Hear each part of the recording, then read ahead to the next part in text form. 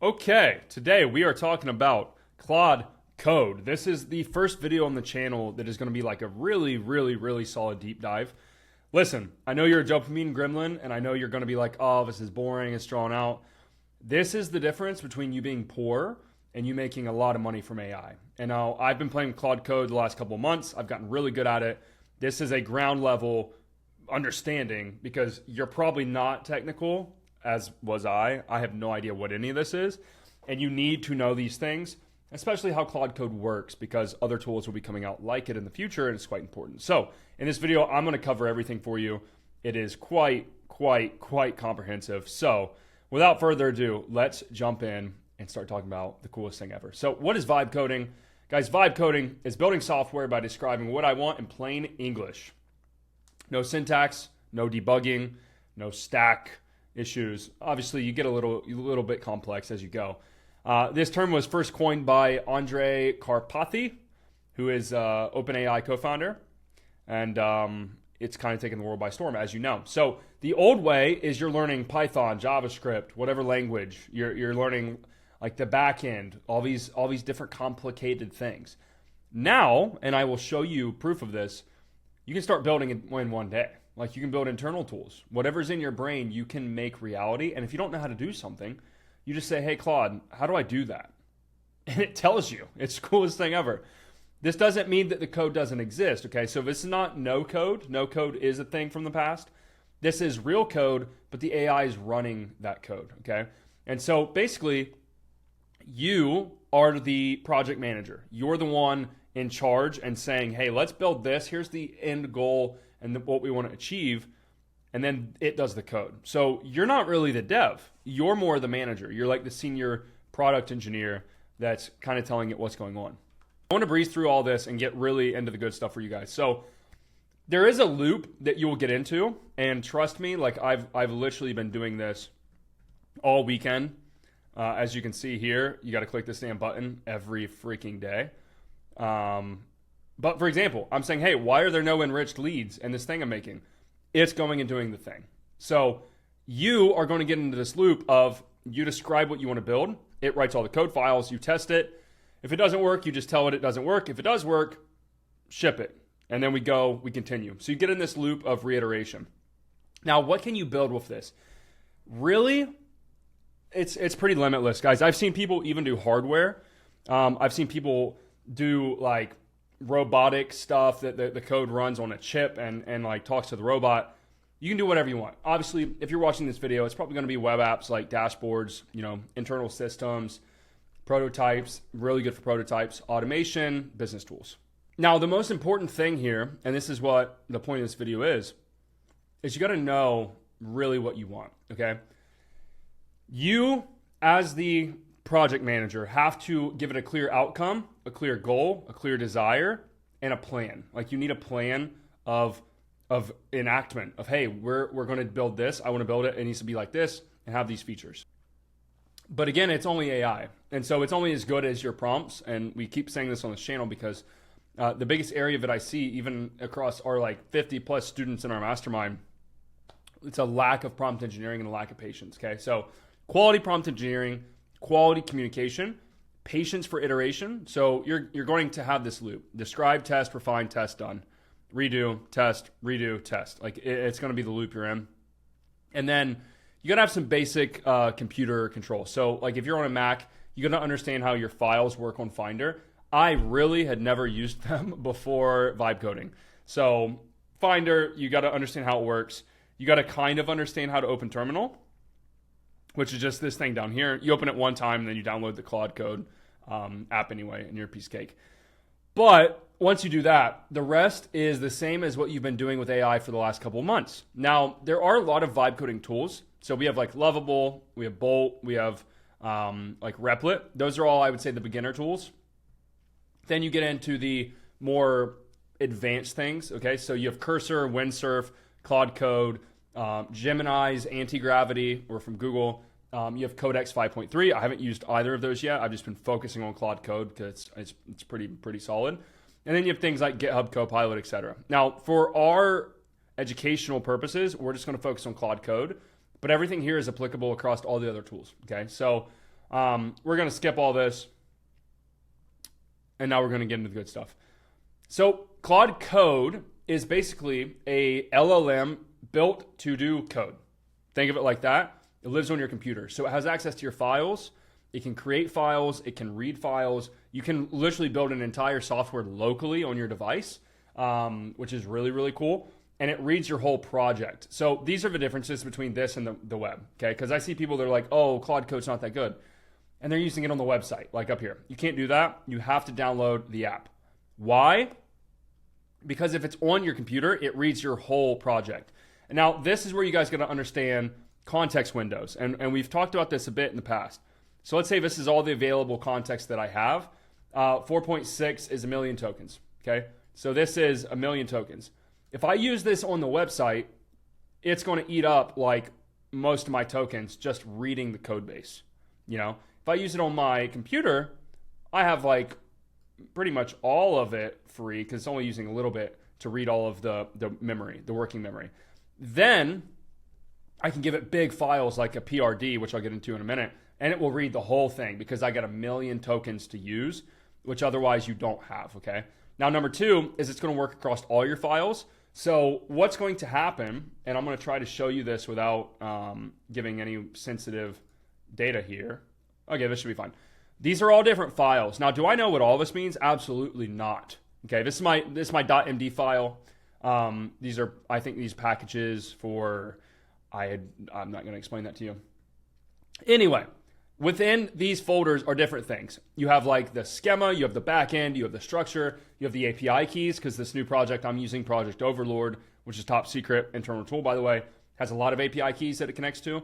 And so Claude is able to go through all of those rather than me have to upload on the browser. It just doesn't work, okay? And it also can connect to GitHub and Vercel automatically. Now, just a little crash course for you. So you're going to have your, let's say it's your laptop. Oh my Lord, this is bad. This is your laptop. So your code lives here. You're using Claude Code on here. Now, you can do this locally. You can build locally. You can deploy locally. It'll still exist. But let's say I want to like share it with somebody or add a team member. I got to have it live on the internet. So how do you do that? Well, there's two ways. You have what's called GitHub, or you'll see like Git for short. So GitHub is basically, think of it like a video game. It's the save state. So it saves and organizes all your code. So your code lives on GitHub, but it's not deployed on GitHub in a real sense of like production. So then you got to connect your GitHub to Vercel. Okay, we use Vercel for Kendo as well. So Vercel. Now Vercel is the hosting. So it's kind of like AWS. You've heard of AWS, but it's really easy to use. Now, here's the great part of Claude Code. You just tell it to do this and it'll do it for you. Okay, so you're going to make a Git account. You're going to make a free Vercel account, both free. You're going to give the links to Claude Code in your terminal and say, hey, connect to these. And then every time you make a change or an update, you're just going to say commit, and then it exists on the web. Like it now lives on the internet. Congratulations, it's that easy, okay? So regular Claude, I told you, Claude Code, just listen to me, just use it. Now, here's how you install it, because this is a bit confusing if you're not technical at all. So we're going to go through Mac. Number one, you're going to take this command, okay, this line. You're going to copy it. You're going to go here to your terminal, if you have to, like open up all your apps or whatever, and you're just going to paste this and hit enter. That's it, okay? Then it's going to download Claude Code. Make sure you have the Claude Code or the Claude desktop app installed where you get CodeWork, and everything with CodeWork is awesome as well. Install that. Now it's going to open up. It's going to do an authentication window in your browser. Congratulations, it's installed. Piece of cake. It's not that hard. Literally just do this or just Google like Claude's website, and they're going to show you how to do it. Now, once you have that downloaded, here's how to prompt it, okay? This is the most important part. Number one rule is describe outcomes, not instructions. So a lot of you guys are going to start and be like, edit this line, do this. Like, no. You should say what you want to happen. So basically, outcome, and then work your way backwards from the outcome.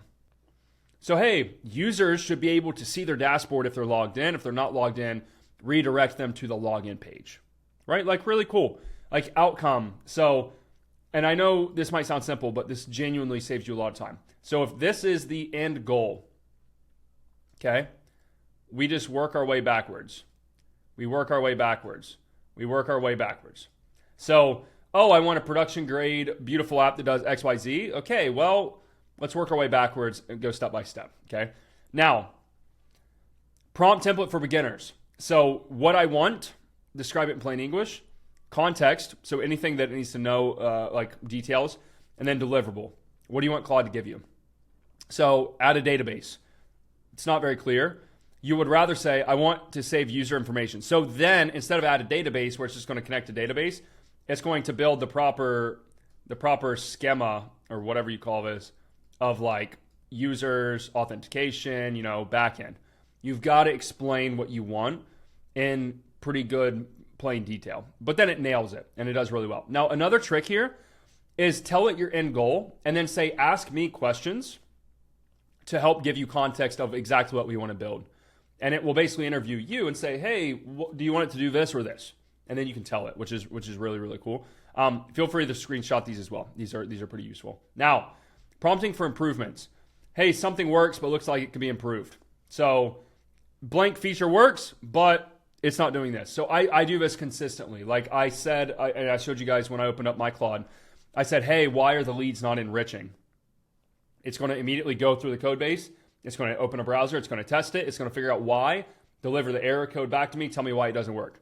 And it'll usually fix it on its own. If not, I just say, hey, fix it. This should happen. Here's the end goal of this feature. Now prompting for bugs. So let's say you get a crash. Hey, I'm getting this error. Now, this is a big hack. Get really used to screenshotting. And at least on Mac, when you screenshot, you get this thing in your bottom right, like your clipboard, and you can drag it. And another hack, keep your window open like this. So if this is where your deployed app is, keep Claude Code open like this. That way, because if you have it full screened, you have to like switch between tabs. I want to be able to see what's going on. And so what I'll do is, let's say there's a problem.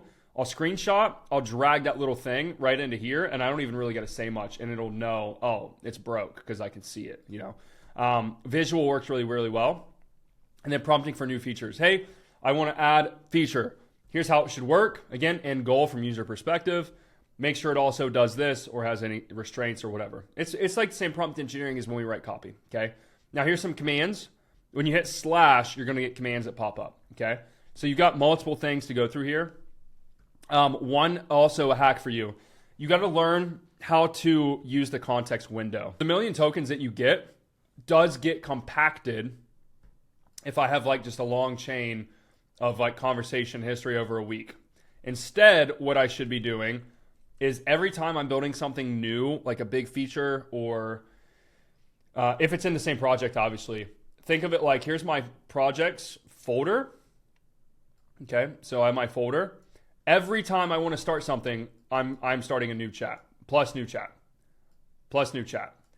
And then it saves, obviously, the memory. It writes the memory into your folder. If you keep it going, you're going to run out of window, and it's going to compact it, and then it's going to get, like, retarded. It's not going to know what it's doing, okay?